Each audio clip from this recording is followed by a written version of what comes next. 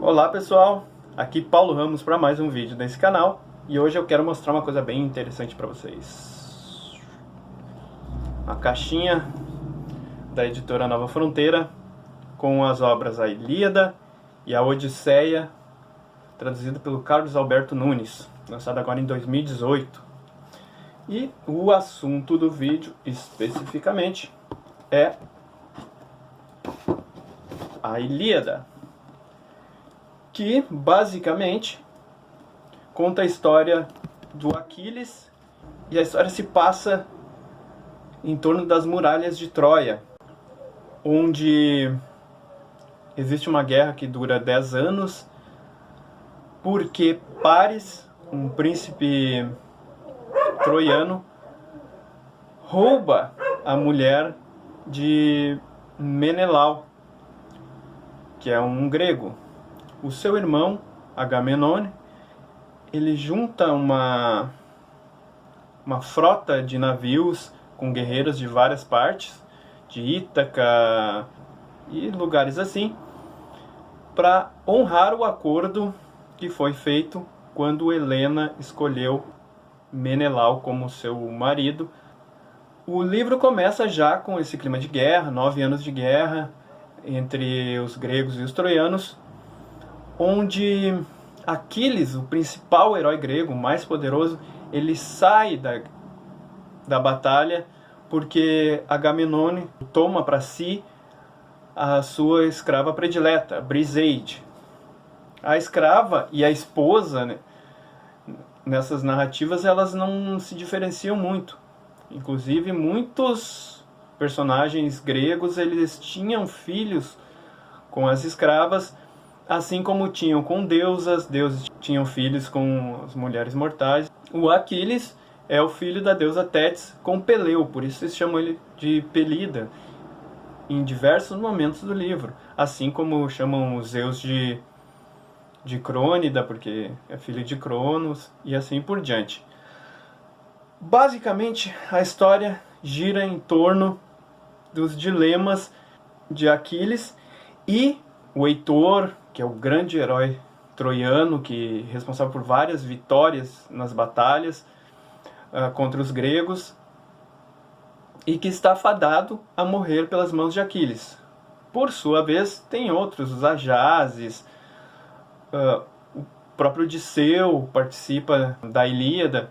A guerra está se definindo para os lados dos troianos, por eles viverem numa fortaleza com muros construídos por deuses, quase que intransponíveis, e pelo afastamento de Aquiles das batalhas. Mesmo com os Ajaxes, com fortes guerreiros e heróis, os gregos são encurralados junto aos seus navios, e os troianos avançam para atacar fogo a esses navios. Isso impediria a volta para casa. Aquiles concorda com Patroclo, que pede sua armadura e suas armas para espantar os troianos.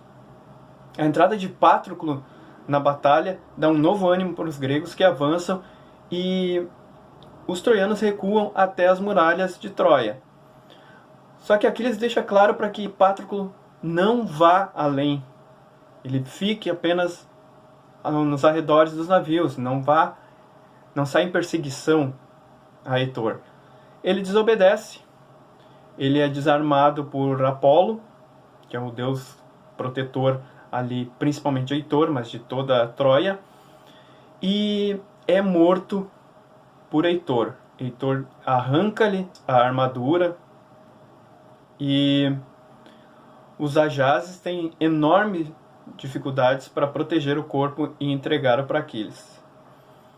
Aquiles é previamente avisado do que ocorrera com Patroclo.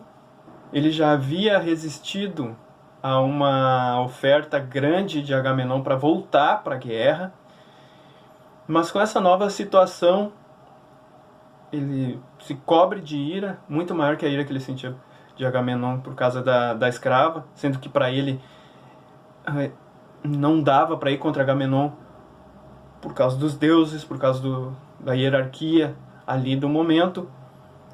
Então ele promove jogos em honra de Patroclo para sepultá-lo Na verdade, eles queimam ele numa pira.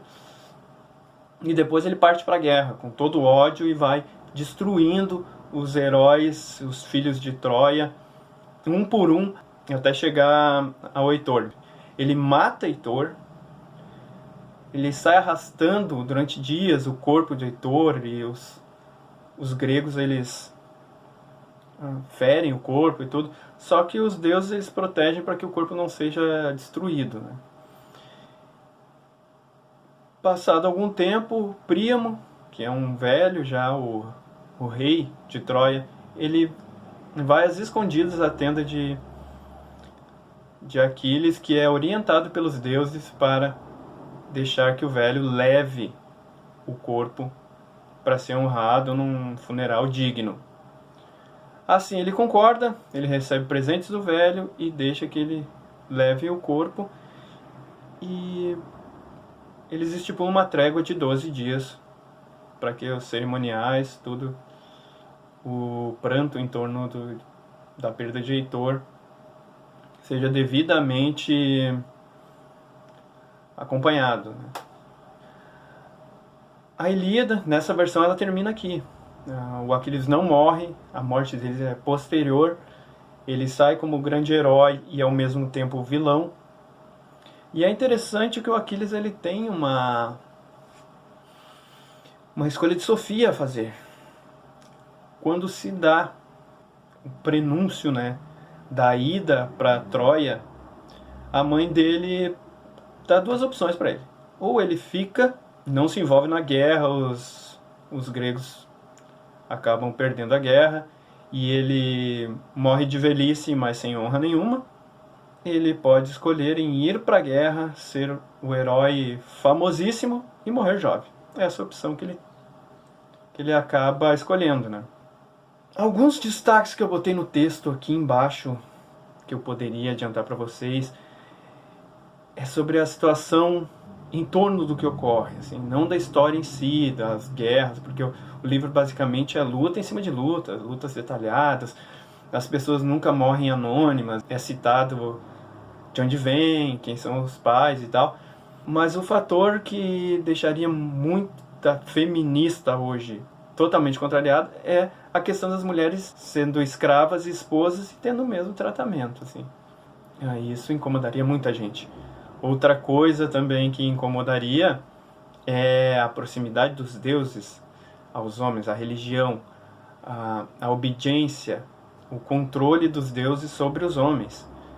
Tudo que se dá nessa guerra tem o aval ou não dos deuses, que chegam a lutar entre si em alguns momentos.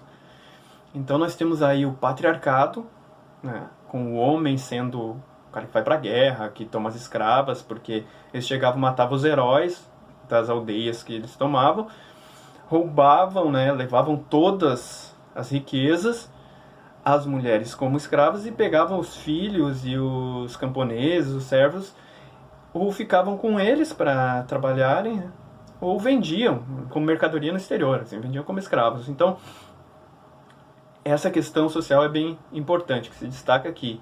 Além disso, nós podemos tratar ainda do compromisso que esses heróis têm. Eles não recuam, eles não abandonam a guerra, só recuadas estratégicas. Eles escolhem, a maioria, morrer do que abandonar a guerra, porque é a guerra que traz muitas honrarias para eles.